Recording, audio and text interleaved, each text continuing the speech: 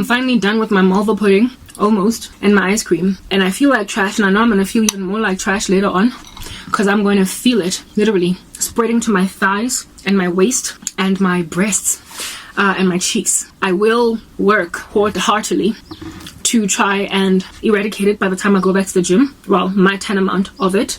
But this situation that I am in is exasperated by an irresponsible government, which is written off in Matthew 24 as being the state of the lands, the nations, in the last days. That nations are going to be in perplexity, the sea and the waves are roaring. The South African apartheid crisis has created more issues on the ground, like collateral damage style, like unexpected consequences, basically, than we could ever fathom to be the issue. It is creating, out of an otherwise very intelligent society, what looks like dumb people that can't get their act together.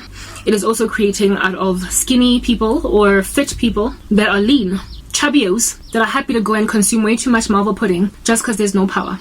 The apartheid crisis has killed, not apartheid alone, the indiscretion of our government. I spoke about that yesterday. Has killed 18 people so far and counting. If the number does not rise, it'll stay at 18. And that Boksburg explosion of that gas tanker, because of not erecting adequate infrastructure and designated routes for buses, vehicles of a certain weight, so that they don't use regular roads in certain parts. Of course, not the whole country, that would not be practical. Like long highways going all the way to Cape Town, they can be on there. But inroads, highways, like Lulu's interchange, should not have any frigging trucks on it. But they're there. Nonetheless, with that being like an issue, with the government pocketing funds, not building infrastructure, government pocketing funds, leaving us in the dark, people are lacking productivity, they're gaining weight, so society is becoming less healthy, not only physically but also mentally, because parkouts do cause quite a lot of depression and macabre. Suicide rates are skyrocketing. Everything is falling apart just in my land alone. I am describing to you statistics of this bereaved country alone. What then for you who are sitting in Iran, where a whole doctor has been sentenced to death and his wife 27 years in prison for simply being at a protest, an anti-government protest, where people get sentenced to death for protesting. In my country, people have got a right to protest. So when you protest, you can't get arrested unless, of course, you decimate property and you vandalize it. You have all the right under heaven to strike. But in Iran, people not only get arrested, but they get death sentences. The first person to get hung there and killed was a 23-year-old young man. He lost his life. I could imagine how much he must have been shaking in his pants, likely urinating, when that noose went around his neck. He never expected that he would die. But the Iranian government has gone right ahead to kill that guy as a lesson to everybody in public, by the way, for everybody to see. As a lesson, they killed this 16-year-old girl. They threw her off a building the way that they did in the days of apartheid, where they threw Steve Biko out of John Foster and then claimed the dude killed himself. They did that with a 16-year-old kid. That is in Iran. It's very extreme there, and what's happening there is because of anti-government protests and basically anti-women, like just this very harsh regime against female rights. That's what's going on. In Afghanistan, women are crying because the Taliban has said that you guys are not going to study anymore, so in universities they gotta leave, and the university students that are male there are protesting on behalf of the female students. Nations are in perplexity. The sea and the waves are roaring. I have told you at length my South African circumstance. Our nation is in perplexity. The sea and the waves are roaring, and that perplexity is caused by irresponsible governments. Largely the perplexities in our nations is caused by irresponsible governments. It had to be that. That is Bible prophecy. It's all culminating towards the end of the world. I have just given a little bit of a synopsis about the American situation as well, where the woke agenda is just flatly silly. It is stupid. It is absolutely stupid. And this woke agenda is saying that fat people go on continuing your fatness and die from diabetes, and all different kinds of fat-related complications like strokes and heart attacks. And we will continue. We will hide that that's what's happened because we want everybody to feel good and happy and comfortable in their not so comfortable skin, right? They are also pontificating. What is this?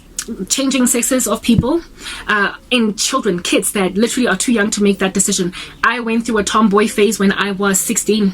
I literally wanted to be like a boy, not so much a boy, but like a boy, pretty much like in that Sierra music video. Just wear baggy jeans and like the all-star, because I thought it was sexy. Literally, I shall use that word. I was still unsaved, unregenerate in the world. I thought it was sexy for a girl to be kind of boyish. I overcame it, and now today I am the biggest and baddest girly girl out there, as in, if I was not poor, I would be like rocking nails this like long right now that have got rainbow colors on them. Okay, if I was not in this poverty, I would probably have some mascara and eyeliner right now with some hair that is on fleek. I would likely be rocking some pink dress that looks like a tutu. Do you understand? I am a girly girl and have always been a girly girl, but I had an identity phase when I was 16 years old where I thought I wanted to be like a boy. I've never been interested in the opposite sex, sorry, in the same sex, in the sense that I've never struggled with homosexuality or sexual orientation, but I definitely struggled with my own identity. I wanted to be like a boy even though I still liked boys. Yeah, type establishment thing. But there was a phase, and it was such a phase, it was so extremely a phase that shortly afterwards I became Clueless crazy. Clueless, gross, like literally something came out of my mouth. Clueless is the show, you guys will remember, like whatever, oh ew, da, yeah, as if, yeah, I became Clueless crazy shortly after wanting to be a tomboy. So all of a sudden I went from wanting to look like a boy to wanting to look like Cher and Dion in Clueless. Very, very impressionable, long story short. I was extremely impressionable and I was easily influenced and changed by whatever was the thing going on in my society at the time. So to allow a 6-year-old to start on puberty blockers, to allow a teenager to have their manhood castrated because they said that they've got gender dysphoria, is to essentially cause that kid to one day commit suicide because they don't have a penis anymore. That is what is happening in the United States, and there are so many cases of like detransitioning regretful people. So many websites displaying that the highest rate of suicide gunshot among any people groups in the United States currently is among transgender people who have transitioned or tried to move over to the opposite gender.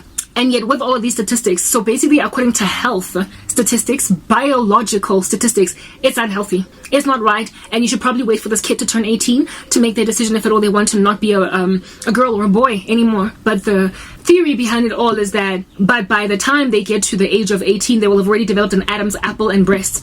So they don't want to have to deal with that effeminate body as a boy, or that girly or that manly body as a girl. So they need to start before they enter into puberty. But goodness gracious, if Karabo at 16 had like 2 different phases of identity, what in the world then is a 6-year-old doing, making a decision on their gender? Kids are impressionable. If you tell them they are a peacock, they will literally wear a peacock suit to school the next day. And there are people telling kids that you're gonna be okay if you try and do this thing. Dwayne Wade, Gabrielle Union with their kid. Like, it's irresponsible.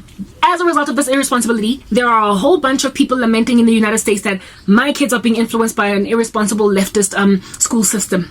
And that is a tenement as well of nations being in perplexity.